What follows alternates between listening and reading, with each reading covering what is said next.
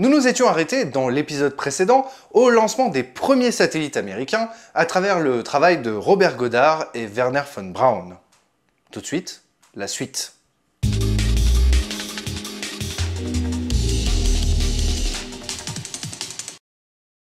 Après le succès d'Explorer 1, des tonnes de missiles balistiques et fusées apparaissent alors du côté américain. Thor et ses dérivés, Atlas, Juno 2 et Titan 1.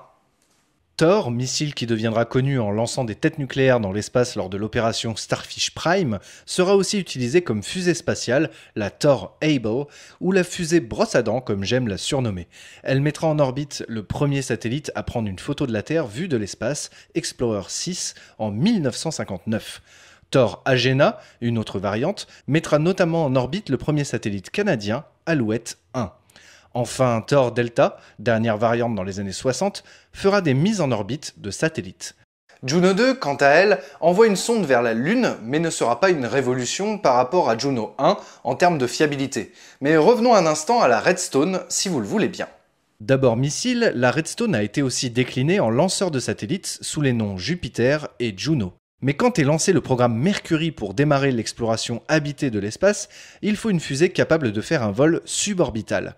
En gros, on reprend le missile Redstone de von Braun, on retire l'ogive et on met une capsule à la place. En cas de problème, on installe une tour de sauvetage. Alors les tours de sauvetage, je vous en ai déjà parlé dans une vidéo précédente, mais je vous ai pas parlé de Little Joe.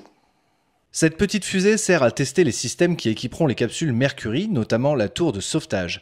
Haute de 16 petits mètres, elle n'emporte aucun homme, mais des passagers tout de même. Le 4 décembre 1959, Sam, macaque Rhesus, s'envole à bord du vol Little Joe 2 en direction de la stratosphère. Il reviendra vivant, s'opposant en toute sécurité dans l'Atlantique, avant d'être récupéré par un destroyer. Vu que les tests sont un succès, on monte cette capsule Mercury et sa tour sur le missile Redstone. La Mercury Redstone est maintenant prête à envoyer un homme dans l'espace. Il faut battre les soviétiques. Le premier américain dans l'espace fait son vol le 31 janvier 1961, soit 3 mois avant Gagarine. Sauf que c'est pas vraiment un homme. Ham, chimpanzé de 3 ans, s'envole à bord d'une capsule Mercury Redstone qui l'emmène dans l'espace puis le ramène sur Terre. Durant les 16 minutes de vol, il n'est pas spécialement affecté par les conditions dans la capsule, ce qui valide que les humains peuvent s'en sortir. Mais avant qu'un homme américain ne parte, les soviétiques envoient Yuri Gagarin dans un vol orbital de 108 minutes. Quelques semaines plus tard, Alan Shepard est désigné pour être le premier américain dans l'espace et ce sera pour un vol d'1 quart d'heure suborbital. Le vol se déroule sans accroc et Shepard devient le premier américain et le second humain dans l'espace. S'ensuivent plusieurs autres vols de la Mercury Redstone, puis arrive le moment de faire un vol orbital. Pour cela, la Redstone n'est pas suffisamment puissante. On transforme alors le missile Atlas en lanceur d'astronautes en orbite. Cela donne naissance à la Mercury Atlas, qui décolle le 21 février 1962 avec à bord John Glenn, qui devient le premier américain à orbiter la Terre. Avec la fusée Atlas, les Américains et les Russes sont enfin à armes égales. Il est temps maintenant de passer au lancement non pas d'un, mais de 2 hommes dans l'espace. Le programme Gemini est créé pour répondre aux besoins des Américains d'apprendre à travailler dans l'espace, faire des rendez-vous, des manœuvres d'arrimage, pour acquérir un savoir-faire afin de plus tard viser la Lune. La capsule Gemini étant différente des petites Mercury, il faut une fusée puissante et fiable. C'est ainsi que l'on va convertir le missile balistique intercontinental Titan 2 en fusée spatiale pour astronautes casse-cou.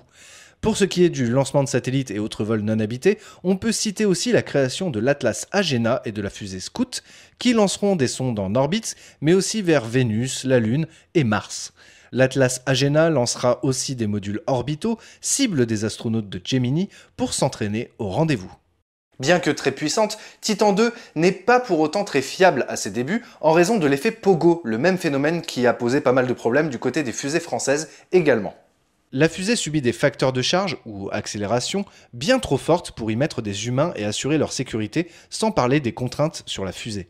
Il faudra plusieurs mois d'études avant de résoudre le problème, et enfin avoir une fusée capable d'accueillir des astronautes. Petite chose intéressante, contrairement à la Mercury Redstone et la Mercury Atlas, il n'y a pas de tour de sauvetage.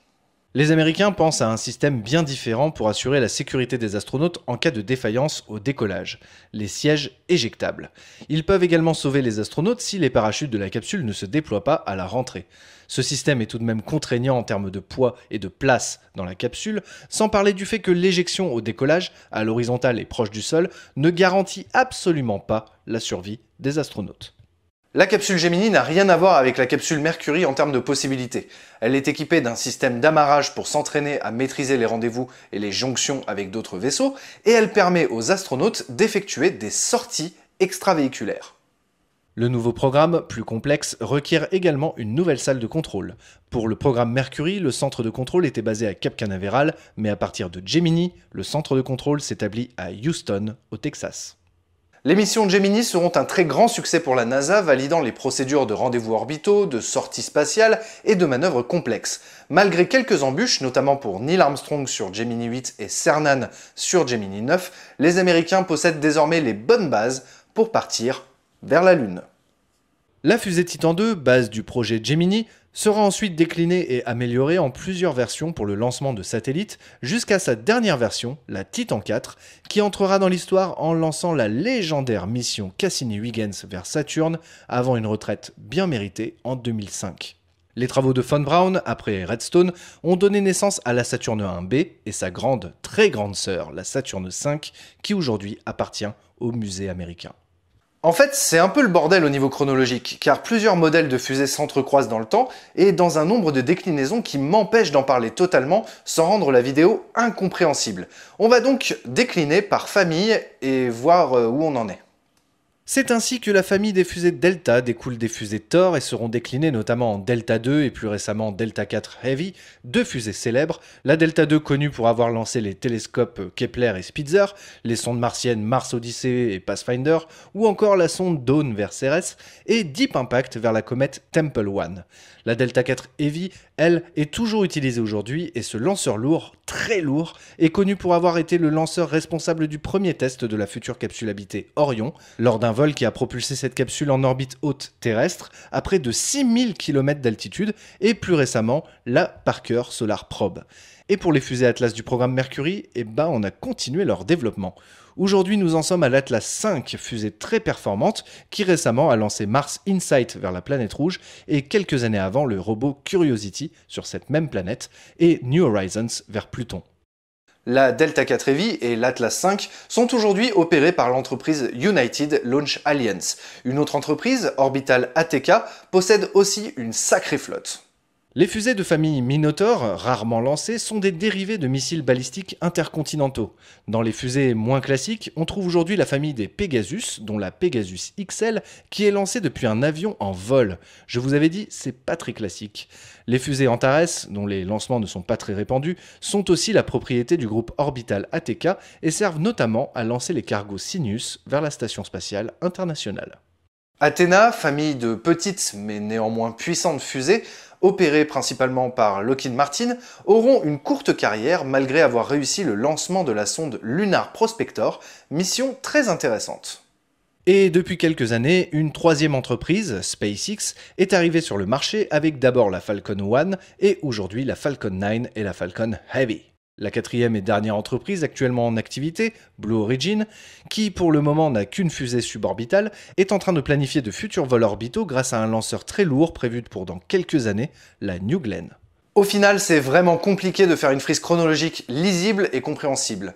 Aujourd'hui, 13 fusées sont toujours en activité. La Delta IV, la Delta IV Heavy, l'Atlas 5, l'Antares, la Pegasus XL, 4 types de fusées Minotaur, la Falcon 9, la Falcon Heavy, la New Shepard et la Delta II, elle devrait prendre sa retraite en septembre prochain.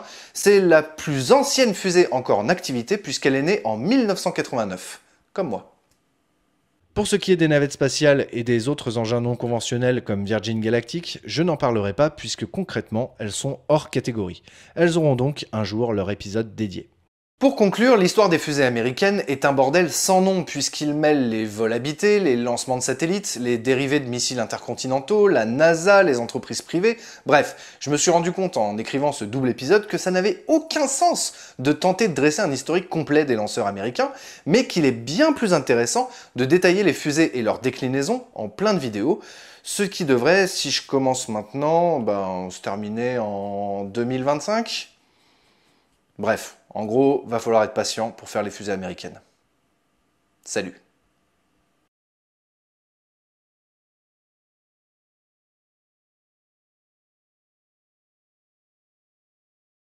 J'espère que vous avez aimé cette série sur les fusées américaines. C'est vrai que c'était pas aussi long qu'avec les fusées françaises, mais il faut dire qu'en fait c'était tellement le bordel au final que je pouvais pas le faire chronologiquement, vraiment pas. Donc du coup c'est comme c'est, et comme je l'ai dit précédemment, je vais détailler, je vais faire des vidéos par exemple sur la Delta 2, une vidéo sur la Delta 4 Heavy, une vidéo sur l'Atlas 5. Bon, il me faudra énormément de temps pour ça. Dans tous les cas, si ça vous a plu, n'hésitez pas à laisser un pouce en l'air, ça fait toujours plaisir. Si vous voulez soutenir la chaîne, n'hésitez pas à aller dans la description, il y a un lien marqué tous les moyens pour soutenir la chaîne, avec le Utip, avec le Tipeee, ou simplement en cliquant sur s'abonner, c'est aussi simple que ça. Vraiment, vous allez beaucoup m'aider, ça va aider au développement de la chaîne. Vous pouvez voir qu'il y a 2-3 trucs qui ont changé au niveau de la lumière. C'est pas fini, on va essayer d'améliorer encore un petit peu ça et c'est grâce à vous. Donc n'hésitez pas à me soutenir, ça me fait énormément plaisir et ça m'aide à développer cette chaîne. On se retrouve la prochaine fois pour une vidéo normalement sur l'aviation. Vous avez vu, hein, espace, aviation, espace, aviation, espace, aviation. J'essaie de garder un petit 50-50 et d'alterner parce que je vois que les deux sujets vous plaisent. Dans tous les cas, si vous voulez me faire des suggestions, n'hésitez pas à m'envoyer un mail. C'est dans mon site stardustlesite.com. Sinon, vous pouvez passer par les commentaires, mais il y a tellement de commentaires, ça va être dur de trier. Dans tous les cas, je vous dis à très bientôt et n'oubliez pas, nous ne sommes que de la poussière d'étoiles.